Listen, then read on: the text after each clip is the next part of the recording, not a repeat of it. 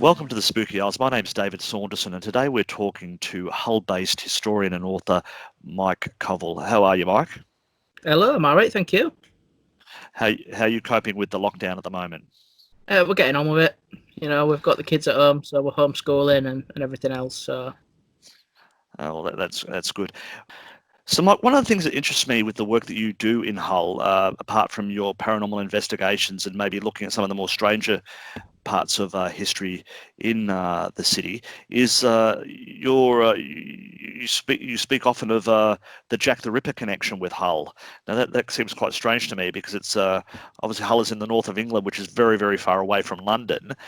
Can you tell us a little bit about that? What is the connection? well, I mean, at the time, Hull was a major port, very much like London. So we were taking in ships, not just coming from London, but also coming from Europe. So there was a lot of worry there that potentially this killer could come on board one of the many vessels that were docked in the city. And then from the back of that, there was a number of, I guess you could call them ripper scares, where people were assaulted, knives were involved, people were making veiled references to Jack the Ripper when they were committing these crimes.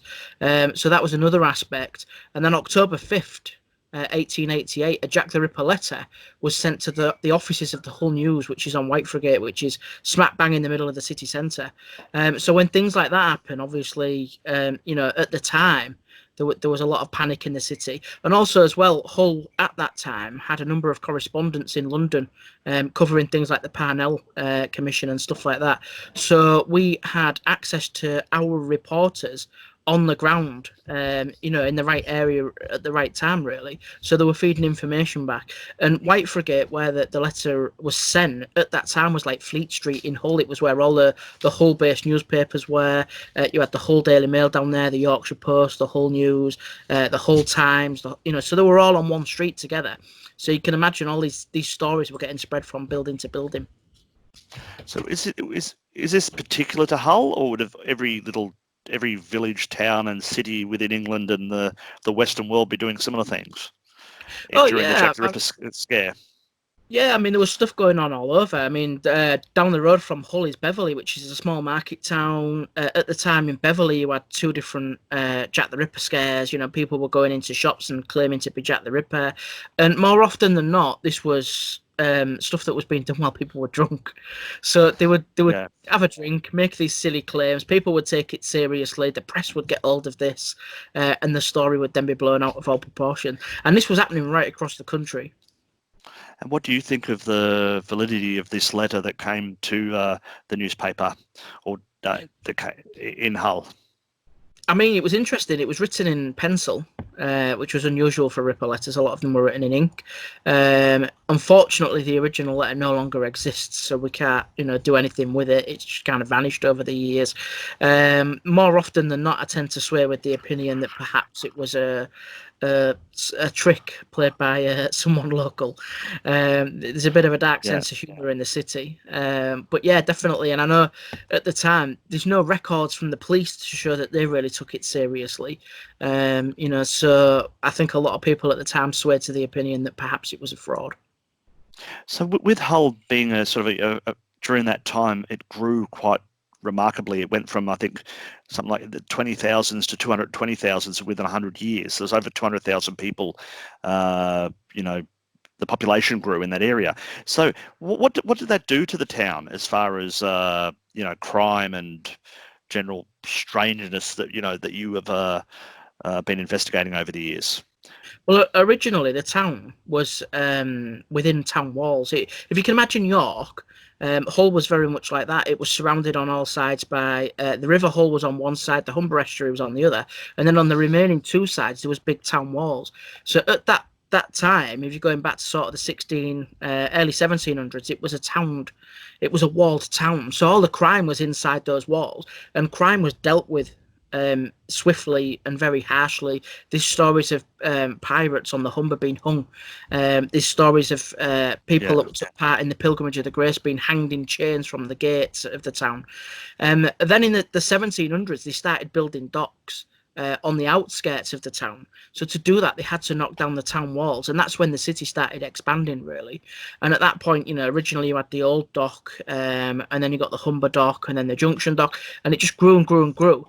And obviously with that there was a mass influx of people coming for the fishing industry, the whaling industry, and with that obviously came crime. One of the biggest crimes in Hull was prostitution, obviously to serve the docks and the dockers, and with the prostitution came petty theft, larceny and stuff like that, all the way down to murder. There was a lot of crimes committed, where people received capital punishment for those crimes.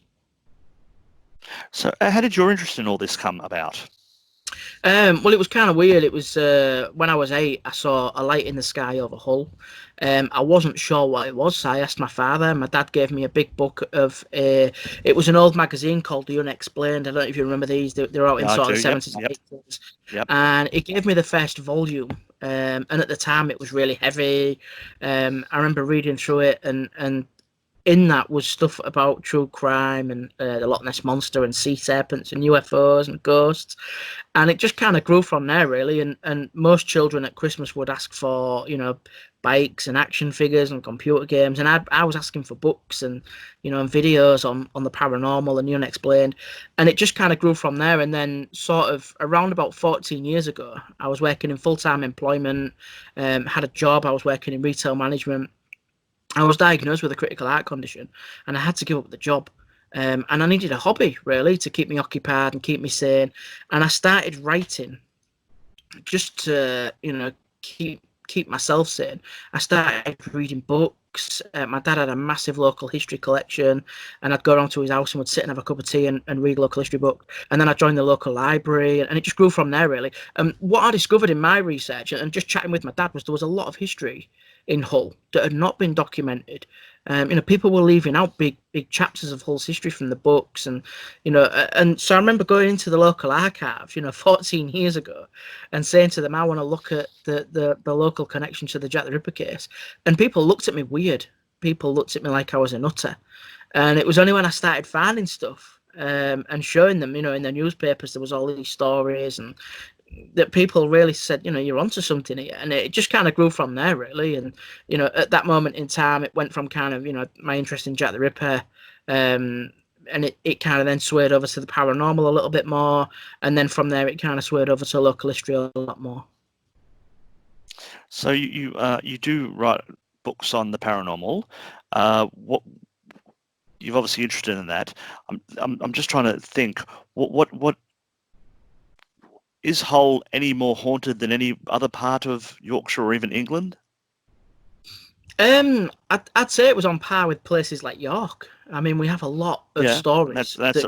That's a lot, because York is one of the most haunted. And yeah. So you're saying it's as good as that? I mean, yeah, we have a lot of stories that just get ignored. There's been very few books written about Hull ghosts, and when they do, they usually concentrate on the same 5 stories over and over again, and they forget the rest. So when you go around to these pubs and theatres and these old cinemas and nightclubs and shops, and you speak to the owners and the staff, and they're coming out with all these wonderful stories. And then as a researcher, I go away and look at the history, and I look for things like, if there's been any trauma or deaths at the property. I go through the archives and look at stuff like that, and I'm uncovering stuff that's never been uncovered before about these properties. And the idea with the books was to document all that and write it all down and get it all in print and show people that we are up there with bigger cities. But certainly, I mean, one of the earliest ghost stories was in the 1850s, and this was a mass documented sighting with lots of people involved, and the local police and local scientists got involved. And it was a house that was undergoing strange tapping noises in the wall, and it was reported in the Hull press, and then it got reported in the regional press. Then it ended up in the national press, and then it was recorded internationally. So it was a massive story. But over the years, those stories are forgotten. And we tend to move on and look at more recent stuff rather than the old stuff. Do you find that, you do tours, amazing Hull's tours, which obviously are probably not happening at the moment because we're all in lockdown. What are the kind of reactions you get from locals that go on these tours and find some of these strange stories? Oh, they love it. I mean, the company, we attract people from all over the world. So I take out tourists from Italy and Spain, Germany, France, all across America, Australia, New Zealand. They come to Hull, many of them for other things, and then they'll just kind of book me while they're in the city. And they just don't realise the amount of history we have. And the same with the locals. The locals have maybe read those books and read 4 or 5 of those stories. So there's a core sort of storytelling that exists, but beyond that there's a lot more. And when you tell them that and show them the history, they just can't believe it, and they're blown away. And many of them sort of take it for granted and say, we've walked past this building a million times and we've never looked at this particular feature. That this plaques written on buildings that hark back to a dark heritage, if you will, a dark history, and people just kind of ignore them. They walk past them and take it for granted that they're there all the time. Is there any particular story, a favourite of yours, that engrosses the crowds?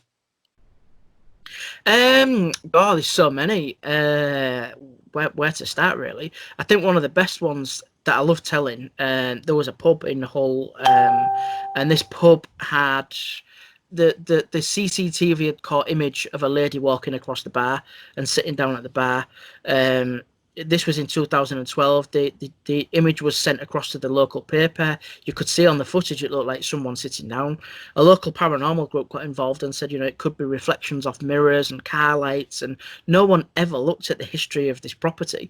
And I spoke to the landlady and said, I'd like to just have a look at the history, if you don't mind, and see what I can find. And in the 1930s, there was a drinker in the pub called Margaret Goy. And on the way out of the pub, she fell over and she hit the front doorstep and had a brain hemorrhage, and she died. And it was interesting because that particular night, she wasn't out with her husband. So there was a big kerfuffle, in the 1930s. There's a married woman in a bar with another man. And there were stories of arguments, and, and there was many twists and turns in this story. And I don't think she was given full justice for what had happened to her. It looked like she'd been pushed. But they turned around and said it was death by misadventure, and it was such a tragic story. But when you show them the newspaper clippings and tell them the story, could it be that this is what people are seeing, And the staff at the pub had reported many other things other than that CCTV footage. They'd seen people walking in the pub at night, barrels had moved on the road, and, things like that. And, when you look at the bigger picture and you give them stories like that, people are just blown away by it. You seem to do quite a lot of that, though. When you're investigating something, you try to find out the history beforehand just to get an idea, or do you wait till after you've done the basically the what I do is I create a full historical timeline before I go in, and then I lock that away on my tablet. So when I go in there, I don't take part in any glass divination or anything like that. I let the clients do that. And I'm just there on the night to kind of say to them, right, maybe that's right, maybe that's wrong. And then I'll wait until the end of the evening to tell them the history. More often than not, they'll pick up on stuff. It's usually when you get psychics along and they start coming out with all sorts of nonsense, and I find that hilarious. But yeah, I always keep it locked away on my tablet, and my tablet's always within inches of me. So when you go and work on TV shows and stuff like that, they'll often say to you, can you bring the history along? And I'll say, yeah, but nobody looks at it. It stays on the tablet. The tablet's encrypted. It gets locked away in a metal case. And that way I'm not swaying anybody into, telling them this is what's going to happen. That's what's going to happen. This is who you're going to pick up on. I'd rather that they go in with fresh eyes, investigate, see what they get, and then come to me and I'll confirm it at the end of the evening. What have you got coming up? I'm just thinking, we're all in lockdown. You're a writer. You love research. You've probably been doing a lot of reading. What's coming up next for Mike Covell? I've got a brand new book coming out on East Yorkshire ghosts. East Yorkshire is it's kind of ignored a lot by when you read ghost books. It talks about North Yorkshire, the Yorkshire Moors, Whitby, York, and things like that. But East Yorkshire gets a bit of a raw deal, really. They never really talk about places like Hornsey and Withensea and the little coastal towns out there. So what we did a couple of summers ago, we did a road trip and we went around all these towns and villages, spoke to the locals, went in the pubs, spoke to tourism companies and got loads of wonderful stories. So that's the next book that's due out any day. Cover's all done. Yep. Layout's all done. We're just waiting for them to launch that. And then last night, I got an email from my publisher saying, after that, there's my new book on East Yorkshire UFO reports.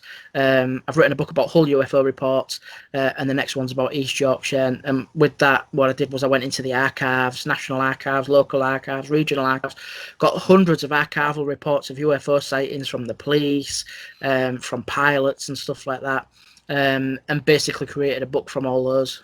So that's the next one out.